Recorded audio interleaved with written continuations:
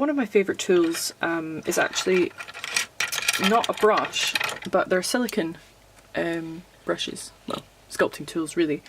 You could buy these from all sorts of places. I think this one was an actual artist's one that I got cheap, that I customised with nail varnish because glitter.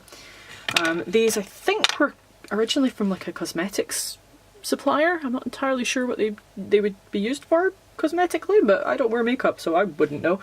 And then these ones were from the Works, and they were quite cheap. It was a pack. I do have an official one somewhere, but true to form I cannot find it. But basically I use these for doing very, very tiny markings, and they're very, very good for spots and very, very good for dapples. Now this is just a random body I have, so I'll just demonstrate. You take your sculpting tool and I just sort of lightly brush it on the pastel so you get some just on the tip. And then I'm just going to pretend we're doing spots or flea bites or something.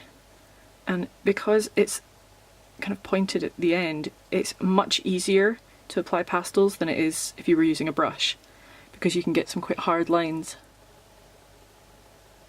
So it's also useful if you were doing spots or something. Now this particular sculpting tool isn't perfect for this, but I find it so much easier because if you were using a brush, I can find a tiny, tiny brush.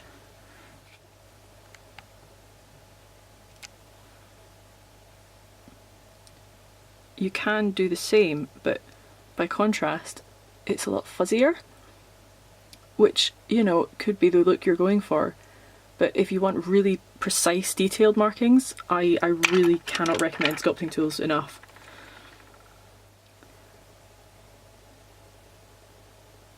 Because you can just get in there and use tiny, tiny, tiny, tiny strokes.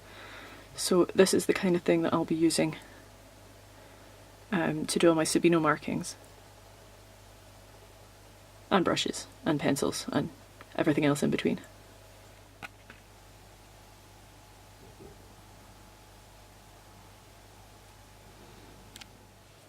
I also like these micro brushes.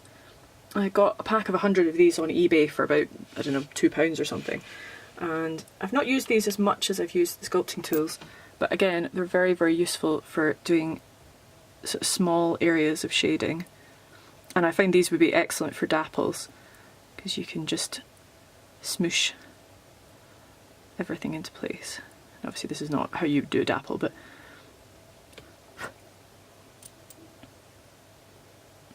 it might be useful for certain markings and things.